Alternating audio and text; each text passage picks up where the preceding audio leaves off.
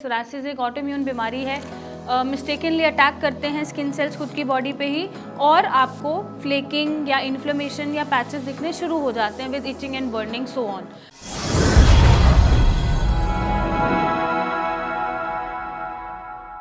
Hello and नमस्कार everyone. हम अक्सर कंफ्यूज हो जाते हैं, हमारे स्कैल्प पे जो पपड़ी बन रही है वो डैंड्रफ है जिसे सिबोरिक डर्मेटाइटिस भी बोलते हैं या वो स्कैल्प सोरासिस है। तो आपको कैसे पहचानना है कि ये डैंड्रफ है या स्कैल्प सोरासिस है? मैं डॉक्टर मेघा चतुर्वेदी आज आपकी ये क्वेरी दूर करूंगी।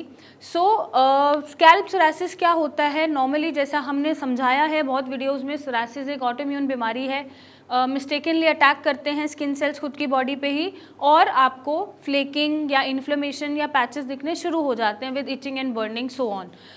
अभी क्या हो रहा है स्कैल्प पे कि आपको पपड़ी तो झड़ रही है और स्कैल्प पे आपको कुछ क्रस्टी फॉर्मेशन दिखेगी फ्लेक्स की, जबकि डैंड्रफ या सिबोरिक डर्मेटाइटिस में जो फ्लेकिंग होती है वो बहुत ही माइन्यूट होती है, बहुत ही हल्की होती है, वो नॉर्मल आपको शोल्डर पे दिख जाती है, बहुत मोटी पपड़ी नहीं बनेगी।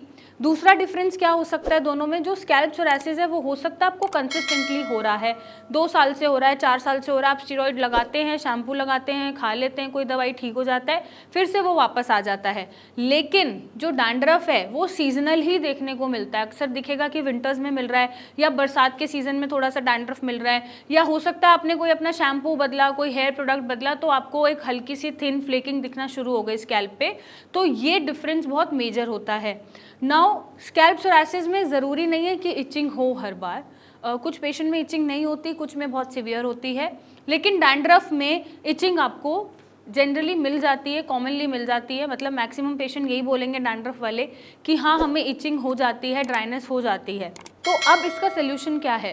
सोल्यूशन ये है, अगर आपको डैंड्रफ है तो वो नॉर्मल प्रोडक्ट यूज़ करके या अच्छे प्रोडक्ट्स यूज़ करके चला जाता है, घरेलू नुस्खे जो हम शेयर करते रहते हैं वो अप्लाई करके भी चला जाता है। लेकिन स्कैल्प सोरासिस सिर्फ शैम्पू या ऑयल यूज़ करके नहीं जाएगा। शैम्पू और ऑयल से उसकी फ्लेकिंग कम होगी, खुजली कम हो जाएगी, बर्निंग कम हो जाएगी, आपको ड्राइनेस कम लगेगी, लेकिन आपको इंटरनली अपना स्कैल्प सोरासिस मेडिकेशन से ही ठीक करना पड़ेगा, क्योंकि ये ऑटोइम्यून बीमारी है और ये जब तक अंदर से ठीक नहीं होगा, इम्यूनिटी बैलेंस नहीं होगा, तब तक आपको रिजल्ट्स नहीं दिखेंगे। तो ये एक मेजर डिफरेंस होता है दोनों में, और दोनों को तरीका मैंने आपको बता दिया है कि कैसे ठीक करना है। अगर आपको डैंड्रफ है तो आप सी आयुर्वेदा के प्रोडक्ट्स ले सकते हैं, ऑयल ले सकते हैं, शैम्पू ले सकते हैं, कंडीशनर ले सकते हैं, आपको रिजल्ट्स दिखने शुरू हो जाएंगे 2-3 वॉश से ही। लेकिन अगर आपको स्कैल्प सोरासिस है तो ये प्रोडक्ट्स आप साथ साथ यूज़ कर सकते हैं अपने एप्लीकेबल्स के लिए, लेकिन आपको कोई इंटरनल ट्रीटमेंट लेना पड़ेगा। तो इस तरह से आप दोनों कंडीशन सही कर सकते हैं। बहुत ही घबराने की ज़रूरत नहीं होती। मैंने स्कैल्प सोरासिस के पेशेंट को भी रोते हुए देखा है और बहुत ही टूटते हुए देखा है, लेकिन मैं उनसे बोलना चाहूँगी जितने भी पेशेंट को स्कैल्प सोरासिस है कि ये ऐसी कंडीशन नहीं है जो ठीक नहीं हो सकती, कंडीशन ठीक हो जाती है।